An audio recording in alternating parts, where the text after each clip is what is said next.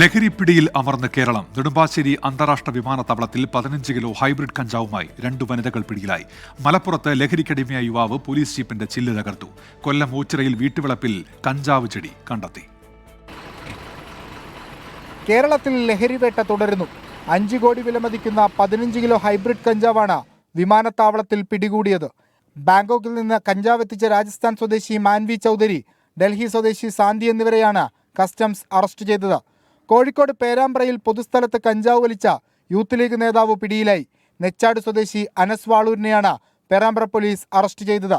കൊല്ലം ഓച്ചിറയിൽ വീട്ടുവളപ്പിൽ കഞ്ചാവ് തോട്ടം കണ്ടെത്തി. 38ഓളം കഞ്ചാവ് ചെടികളും വീടിനുള്ളിൽ സൂക്ഷിച്ചിരുന്ന 1.5 കിലോ കഞ്ചാവുമാണ് എക്സൈസ് കണ്ടെത്തിയത്. ഓച്ചിറ മേമനയിൽ മനീഷ് ഭവനത്തിൽ മനീഷ് മോഹന്റെ വീട്ടിൽ നിന്നാണ് കഞ്ചാവ് തോട്ടവും കഞ്ചാവും പിടികൂടിയത്. മലപ്പുറം അരീക്കോട് കിണറടപ്പിൽ മയക്കുമരുന്ന് ലഹരിയിൽ യുവാവ് പോലീസ് ജീപ്പിന്റെ ചില്ല് ചവിട്ടി തകർത്തു. കിണറടപ്പ് സ്വദേശി നിയാസിനെ അരീക്കോട് പോലീസ് അറസ്റ്റ് ചെയ്തപ്പോഴായിരുന്നു ആക്രമണം. പറവൂർ മാഞ്ഞാലിയിൽ ഹോസ്റ്റൽ വിദ്യാർത്ഥികൾക്ക് കഞ്ചാവ് വിൽക്കാനെത്തിയ ഒഡീഷ സ്വദേശി നിലു ദ്വരയെ എക്സൈസ് അറസ്റ്റ് ചെയ്തു. വിവിധ ബ്യൂറോകൾക്കൊപ്പം 24 കൊച്ചി.